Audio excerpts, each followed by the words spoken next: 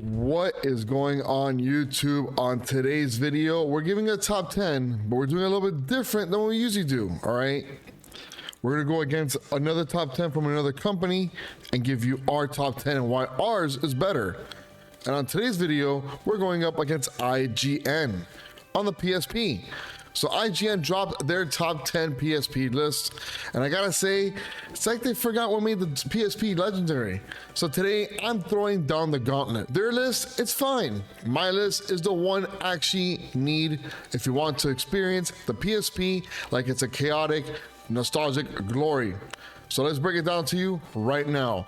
Going with the number 10 game on their list, which is Daxter. Jack's sidekick gets his own game and somehow steals the spotlight.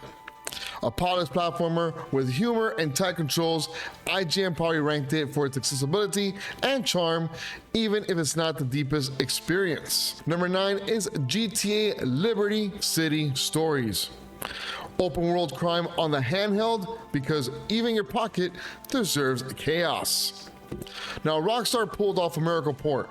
It's gritty, ambitious, and full of missions, but the controls kind of feel like you're driving a tank with mittens on. When we go to number 8, we go into God of War Ghost of Sparta. Now, God of War for the PSP was great, but Ghost of Sparta, I mean, Kratos was on the portable again and still manages to scream louder than your fan out there. Bigger and bolder than Chain of Olympus with more story depth.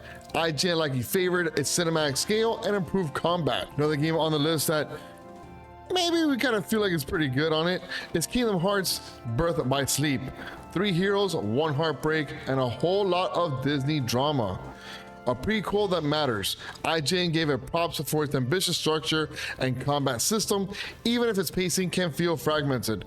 And look, Kingdom Hearts, there's a million of them. A lot of people like always go to me like, you know, oh, I played Kingdom Hearts, 1 and 2 and 3. Well, did you play Birth by Sleep? Did you play 360 something days that's on the DS? Like, there's so many of them that it's too much for it, but I think the PSP one was actually pretty good, so I can't wait to give you my list because it's gonna be a lot more different. Number 6 is Crisis Core for Final Fantasy VII. Zack Fair, the hero you didn't know that you needed until he broke your heart. A bold reimagining of Final Fantasy VII backstory. IGN likely ranked it for its emotional impact and unique combat, even if the DMV system is diversive. We're giving you 5 games so far, and it's been not that bad. But number 5, I kind of don't feel like they did what they needed to do. Luminous? Texture's got a DJ gig, and it's vibing hard. A hypnotic puzzle game with a rhythm and style.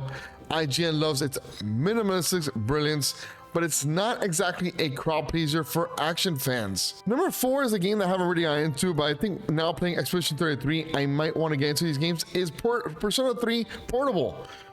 But I mean, like, you shoot yourself in the head to summon a demon? Totally normal high school stuff. I mean, did they take a book from Resident Evil 4 where those creatures that the head pops out and their arms go wiggling around or something like that? It's a deep story, turn-based combat, and social sim mechanics.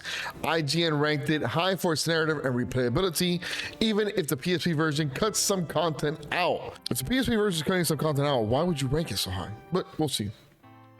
Monster Hunter Freedom Unite. Grind till your thumbs fall off, then grind some more. A massive co-op experience with endless gear and monsters. IGN gave it its credit for depth and longevity, even if it's not beginner friendly.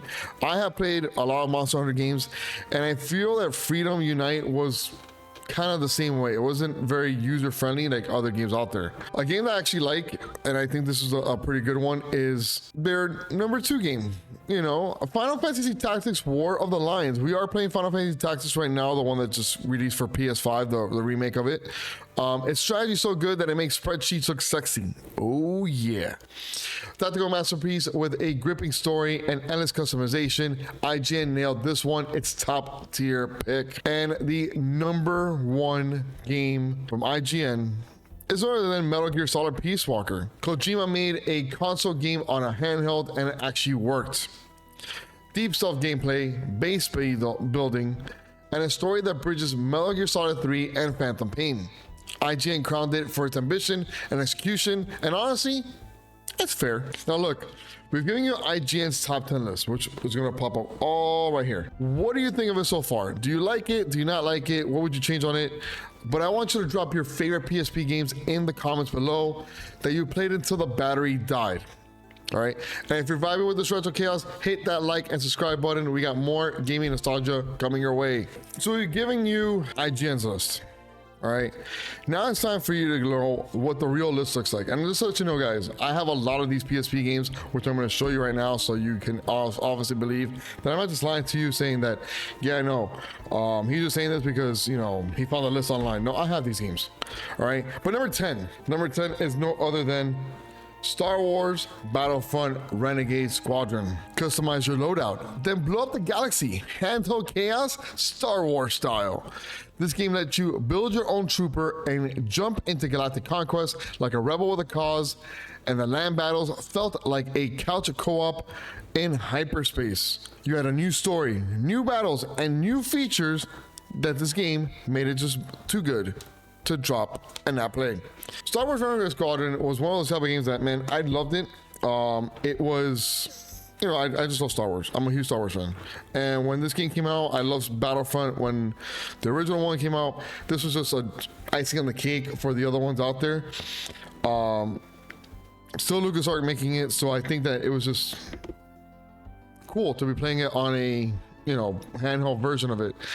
The cool thing about the game also is that playing it on handheld, I mean, you know, you had your friends you were playing with, you were able to take it anywhere you want. For them to come up with a remake of it as well is just showing you that people still wanted to play it. So I liked it. You know, it was a good game. I recommend it a lot. Now, number 9 on my list is, it's a God of War, but it's actually God of War Chains of Olympus. Kratos goes portable and still manages to kill everything.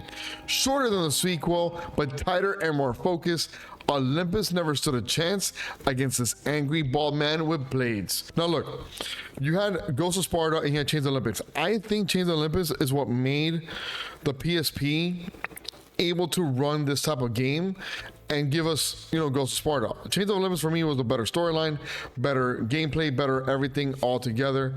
I recommend playing both of them, but on my list, I do give this one a number 9. The number 8 game, and I don't understand how they don't have this on there, because when I bought this game in Toys R Us, I remember I bought it in Toys R Us, I thought it was gonna be, what the hell am I playing here? Like, I thought it was not gonna be any good or anything like that.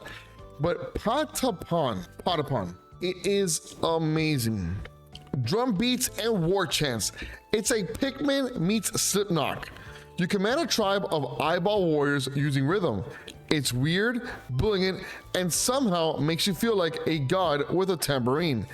This game was one of those games that was out there, like, you're like pata pata pata bon, and there was like different sounds, and you had to press the different buttons that played like different moves, and you either went forward, you had your army with the people throwing spears.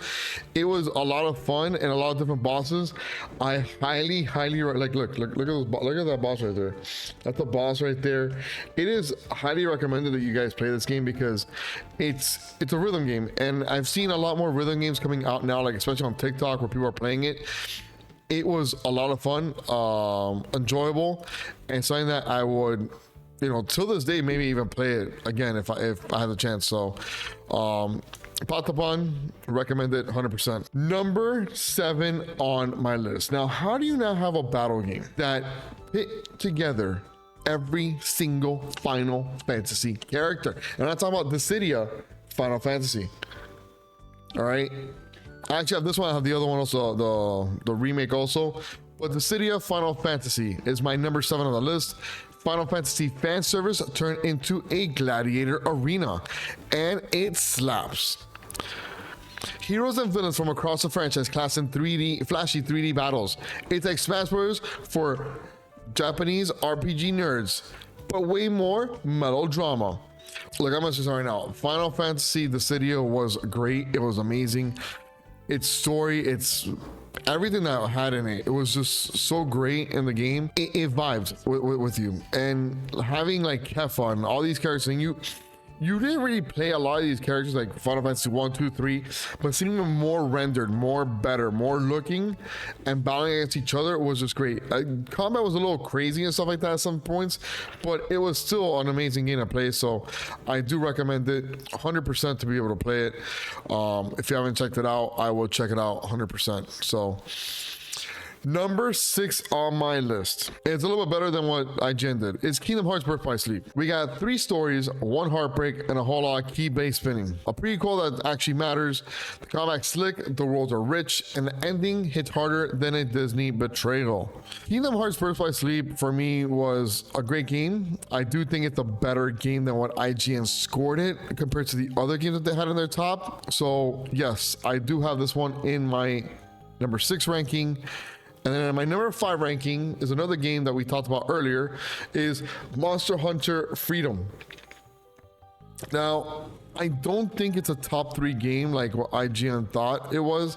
I do rank this one in a top 5. You did a lot of grind, hunting, repeating, and pray that your cat doesn't faint. I mean, it's like any Monster Hunter game. It's a lot of repetition and stuff like that, but if you have not played one and you want to go into a portable version, PSP one was very, very good. I recommend it. So yeah, that one is number 5 on my list. Number 4 on my list, and I do have this game, I just don't have the box, I have it in just the disc on my PSP, is Crisis Core Final Fantasy VII. Why do I put this one in top 5, like in number 4 compared to IGN that's number 6? Very simple. Zack Fair walked so Cloud could mope.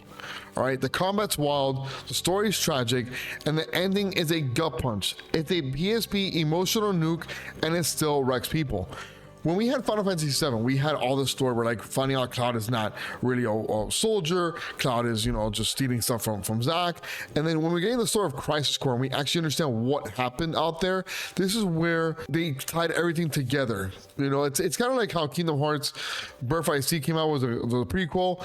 Final Fantasy Crisis Core was a prequel that we needed to have out there to kind of glue everything together in these games, and I feel I'm all for it. So that's why I have it at number 4. But number 3 is a game that is so underrated. All right, who here has played Prinny? Can I really be a hero? This penguin is just funny as hell. You get 1,000 lives and you need every single one. A side-scrolling platformer with nostalgia humor and Dark Souls difficulty. It's adorable, insane, and designed to make you scream, dude! Dude, I'm saying dude right now. This game is so fun. Like, just the characters in it. Like, Prinny, there's so many cool things in this game that, like, you can play. The boss fights are fun. The game is very, very hard, just to let you guys know. But there's so many things you can do in it that it just makes it so freaking amazing. I loved it. I wish they would come out with it on the PlayStation, how do you call it, in the PlayStation store, so I can buy it, so I can replay it again, because I'm dying to play Prinny. I have it right now, you know, in a way that I can play it, you know, MU. But yeah, we're probably playing this very soon as well. Number 2, we don't have to really go into much into it. Final Fantasy Tactics War of the Lions. Yes, politics, betrayal, broken job combos. It's chess with swords. Tactics, now playing it, the remake, and you know, War of the Lions, it's a great game. You have to put this, IGN did right when they did the top 2 on this one. When they put this one number 2, it's got, you know, deep strategy, gorgeous sprite work, a story that Shakespeare meets Game of Thrones. You will spend hours just mastering the calculator class. You got to play it if you have not. If you're playing the remake of the new Final Fantasy Tactics, that's great. Make sure to check out War of the Lions, another great game as well. So number 1, I have to agree with them. It is Metal Gear Solid Peace Walker. I actually had the green PSP. When I moved, I actually left it in my U-Haul and I lost it. But I had the Peace Walker game as well. I still have the Peace Walker game, but I lost the actual green PSP that they had with it, which is pretty cool. Kojima did a great job with this game. It was a game that you had so many different things you can do, and it's just, you're repeating a lot of the missions, but you're building your base to the point that it's like just a super base. I loved it. I think it's one of those games that if you have not played it, check it out. I know it's on a PSP. It is great. It is an amazing game. So there you have it, guys. IGN had some hits on their list, but mine someone you want to build your collection with. And you can see I have a huge collection of these games right now. Now, what I want to know, what ranking should I tackle next? Which company should I go against? Should I go against Metacritic? Should I go against IGN again? Should I go against another company and what they're ranking their top games be against my top 10 out there? Should I do PS2, GameCube, the top 10 IGN takes of all time, maybe? Or games that they might put in their top 10 that I think are just incredibly wrong to put in there? Drop your ideas in the comments and let's keep that retro fire burning. Make sure to check out the video that's be popping out right here. And I love you all and I'll see you all on the next video, Retro Warriors.